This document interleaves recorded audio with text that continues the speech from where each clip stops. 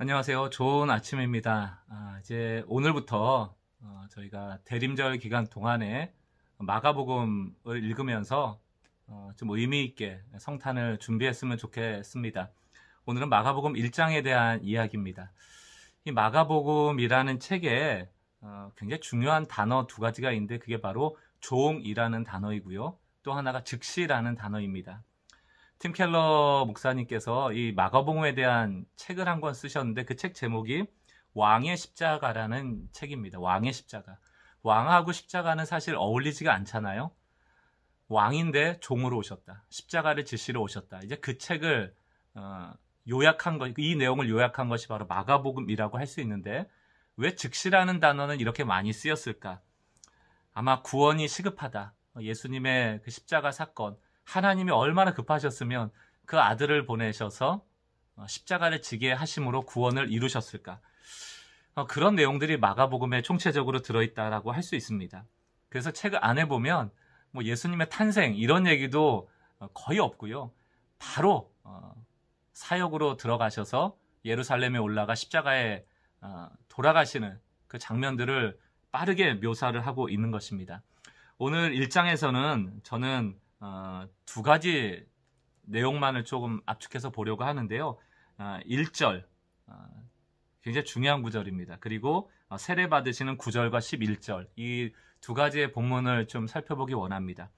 핵심은 뭐냐면 신앙생활이라는 것에는 단호함과 용기가 필요하다는 것입니다. 이 복음을 우리가 받아들인다는 것의 의미 안에도 이 단호함, 용기, 이것이 매우 필요하고 중요한 요소라는 것을 오늘 마가복음 1장 1절은 말해주고 있거든요. 먼저 1절 말씀을 봅니다. 하나님의 아들 예수 그리스도의 복음의 시작이라. 아무것도 아닌 것 같은 말씀이죠. 선언 같아 보이는 말씀인데 하나님의 아들 예수 그리스도의 복음의 시작이라. 예수가 하나님의 아들이라는 선언이 있고요. 또 이 아들로부터 복음이 시작됐다라는 말이 있습니다. 사실 이것은 그 로마의 통치 아래에 있던 시절에는 굉장히 혁명적인 말이라고 할 수 있습니다. 왜 그런가 하면 그 당시에 신의 아들, 하나님의 아들은 누구였는가 하면 바로 로마의 황제이죠. 그 로마 시대에 만들어졌던 동전을 보면 그 데나리온에 이런 글씨가 쓰여져 있다라고 합니다.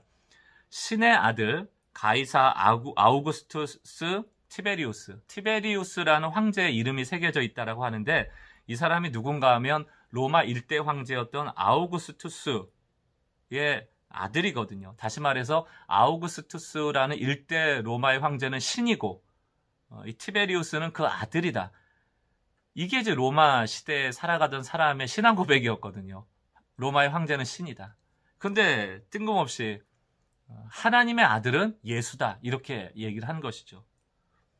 이것은 매우 공격적이고 혁명적인 단어입니다. 우리가 신앙생활을 한다라고 할 때 로마로 상징되어지는 이 시대의 물질이나 성공이나 어떤 지위나 명예나 이런 것들이 우리를 복되게 한다라고 생각할 때가 많지만 사실은 그 모든 것이 예수 안에 있다라는 것을 우리가 고백하는 것이 바로 신앙입니다.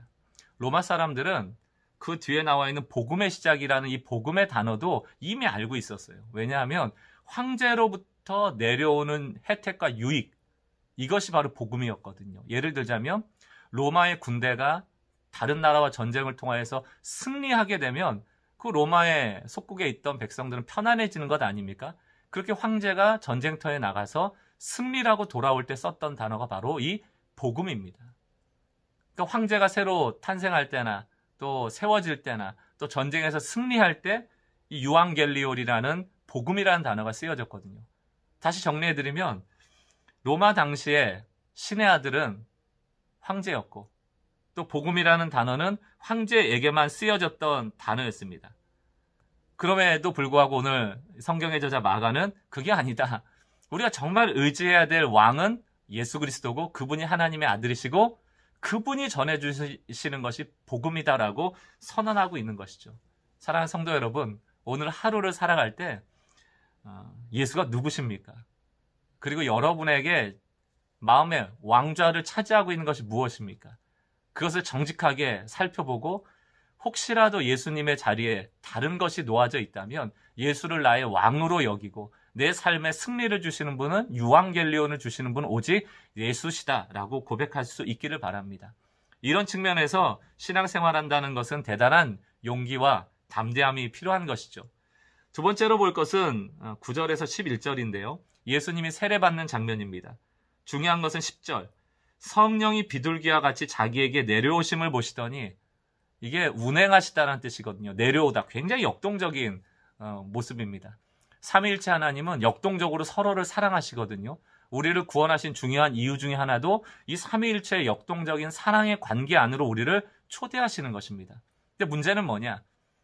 이렇게 세례를 받으시고 12절로 넘어가면 성령이 세례를 주신 다음에 바로 예수를 광야로 내모신다, 이렇게 되어 있습니다. 왜냐? 예수님이 이 땅에 오신 목적이 뭐예요? 성령에 취해서 그 사랑의 교제 안에서 본인이 왕이다, 내가 하나님이다를 드러내려고 하신 게 아니고 고난당하시기 위한 것이죠. 그래서 결국 마가복음 십자가를 향해서 굉장히 스피디하게 내용이 전개되고 있는 것입니다. 성령이 임하신 이유가 뭐예요? 고난받게 하시는 거예요.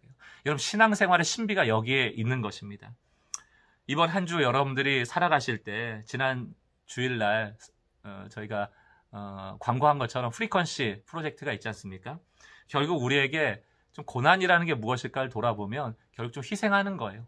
남에게 좀 베푸는 것입니다. 선행을 하는 것이에요.